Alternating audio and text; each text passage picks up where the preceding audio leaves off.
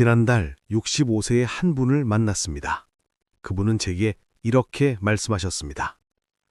평생 나는 이런 사람이라고 생각했어요.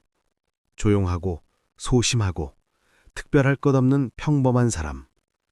그런데 어느 날 깨달았습니다. 그건 내가 아니었어요. 그분의 눈빛이 달라져 있었습니다.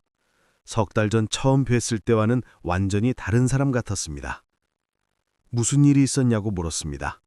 그러자 이렇게 대답하셨습니다. 제 안에 잠들어 있던 사람을 깨웠어요. 65년 동안 한 번도 만나보지 못했던 진짜 저를요. 여러분도 혹시 이런 생각을 해보신 적 있으십니까? 내 안에 아직 발견하지 못한 무언가가 있을 것 같다는 느낌. 지금까지 살아온 모습이 진짜 나의 전부가 아닐 수도 있다는 의심.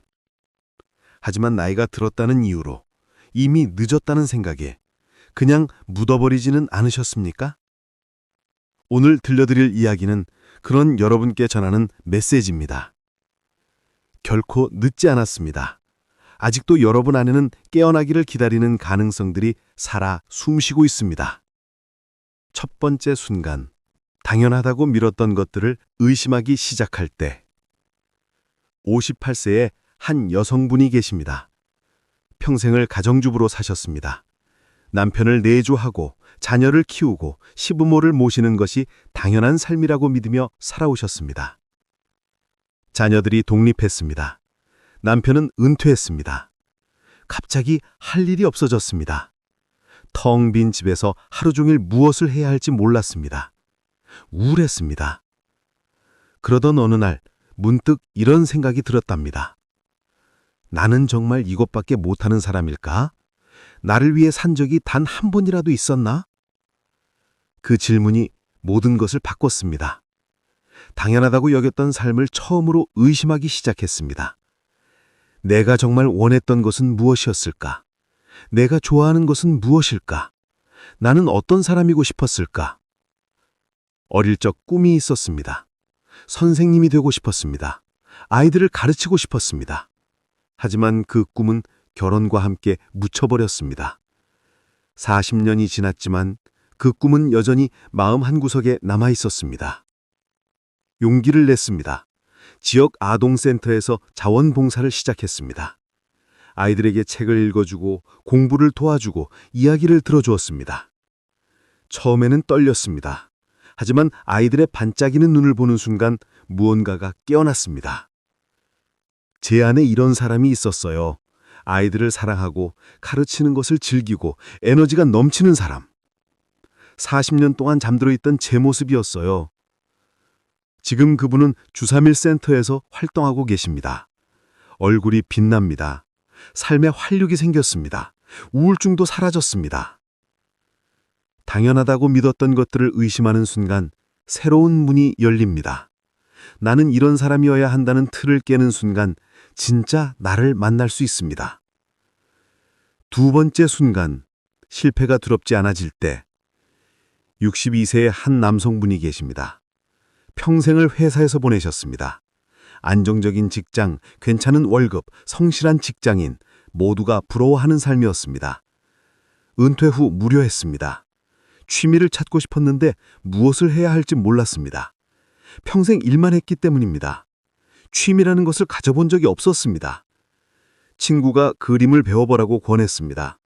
처음에는 웃으며 거절했습니다. 내가 그림을? 재능도 없는데 이 나이에 뭘 하겠어. 하지만 마음 한구석이 끌렸습니다. 사실 젊었을 때 미술학원에 다니고 싶었습니다. 아버지가 반대했습니다. 돈이 안 된다고 했습니다. 그래서 포기했습니다. 망설이다가 용기를 냈습니다. 동네 문화센터 그림 강좌에 등록했습니다. 첫 수업날 손이 떨렸습니다. 젊은 사람들 사이에서 어색했습니다. 처음 그린 그림은 형편없었습니다. 옆 사람과 비교되었습니다. 창피했습니다. 그만두고 싶었습니다. 그런데 선생님이 이렇게 말씀하셨습니다. 그림은 잘 그리는 게 목표가 아니에요. 표현하는 겁니다. 여러분 안에 있는 것을 꺼내는 거예요. 그 말이 마음에 와닿았습니다. 잘할 필요가 없었습니다. 그냥 즐기면 되었습니다. 실패해도 괜찮았습니다. 누가 평가하는 것도 아니었습니다. 그때부터 달라졌습니다. 부담 없이 그렸습니다. 서툴러도 재미있었습니다. 조금씩 나아지는 것이 느껴졌습니다. 무엇보다 그리는 시간 자체가 행복했습니다. 1년이 지났습니다. 작은 전시회에 작품을 출품했습니다. 전문가는 아니지만 자신의 작품을 사람들에게 보여줄 수 있었습니다. 뿌듯했습니다. 62년 동안 저는 실패가 두려웠어요. 잘해야 한다는 강박에 시달렸죠. 그런데 그림을 시작하면서 깨달았어요. 실패해도 괜찮다는 것을요. 그 순간부터 제 안에 잠들어 있던 용기가 깨어났어요. 실패가 두렵지 않아질 때 비로소 새로운 시도를 할 수 있습니다. 완벽하지 않아도 된다는 것을 받아들일 때 진짜 가능성이 열립니다. 세 번째 순간, 나이는 숫자일 뿐이라고 믿게 될 때. 70세의 한 여성분이 계십니다. 손주들을 돌보며 조용히 노년을 보내고 계셨습니다. 평범한 노년의 삶이었습니다. 그런데 손주가 물었습니다. 할머니는 꿈이 뭐예요? 순간 당황했습니다. 꿈이라는 단어를 까맣게 잊고 살았기 때문입니다. 할머니 나이에 무슨 꿈이 있겠니? 그렇게 대답했지만 마음 한구석이 아팠습니다. 정말 나이 때문에 꿈을 가질 수 없는 걸까? 70이면 인생이 끝난 걸까?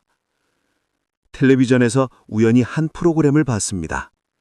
80세에 마라톤을 시작한 할머니의 이야기였습니다. 90세에 대학에 입학한 할아버지의 이야기였습니다.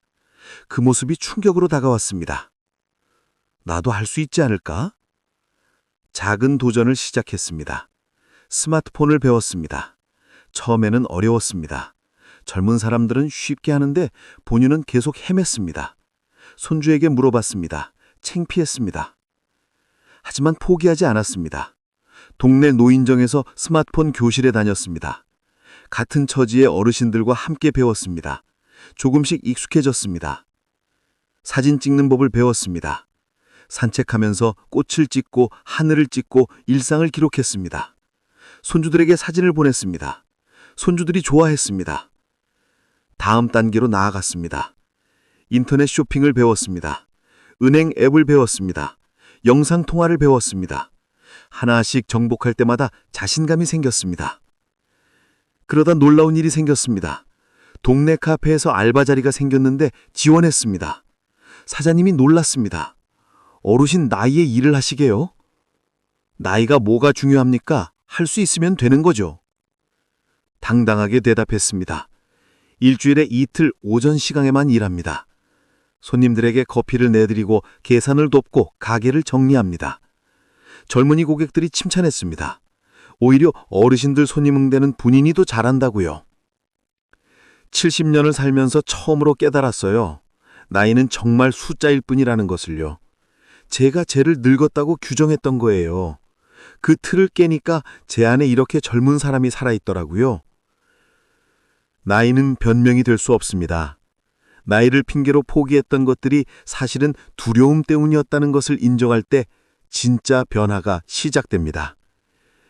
네 번째 순간, 과거의 상처를 용서할 수 있을 때. 67세의 한 남성분이 계십니다. 평생을 아버지와의 관계 때문에 괴로워하셨습니다. 아버지는 엄격했습니다. 칭찬 한마디 없이 질책만 하셨습니다. 사랑한다는 말을 들어본 적이 없었습니다. 그 상처는 평생 남았습니다. 자신감이 없었습니다. 뭘 해도 부족하다는 생각이 들었습니다. 자녀들에게도 같은 방식으로 대했습니다. 그래서 자녀들과의 관계도 어색했습니다. 아버지가 돌아가시기 전 병상에서 한마디 하셨습니다. 미안하다. 사랑한다고 표현할 줄 몰랐다. 그 말을 듣고도 용서가 안 됐습니다. 이미 너무 늦었습니다. 평생의 상처를 한마디로 치유할 수 없었습니다. 몇 년이 지났습니다. 손주가 태어났습니다. 손주를 안고 있는데 갑자기 눈물이 났습니다. 이유를 몰랐습니다. 상담사를 찾아갔습니다. 이야기를 나누면서 깨달았습니다. 아버지도 그분의 아버지에게 상처를 받았을 것이라는 사실을요. 아버지도 사랑받지 못한 채 자랐구나 하는 것을요. 아버지도 피해자였어요. 그분도 어떻게 사랑을 표현하는지 배우지 못한 거였어요. 용서가 시작됐습니다. 아버지를 미워하던 마음이 녹아 시작했습니다. 동시에 자신도 용서했습니다. 자녀들에게 못했던 것들도 용서했습니다. 자녀들에게 전화했습니다. 아빠가 미안하다. 사랑한다. 어색했지만 말했습니다. 자녀들이 울었습니다. 아빠, 우리도 사랑해요. 67년 만에 처음으로 마음이 가벼워졌습니다. 짐을 내려놓은 느낌이었습니다. 제 안에는 원망과 분노가 가득 차 있었어요. 그게 제 가능성을 가로막고 있었던 거예요.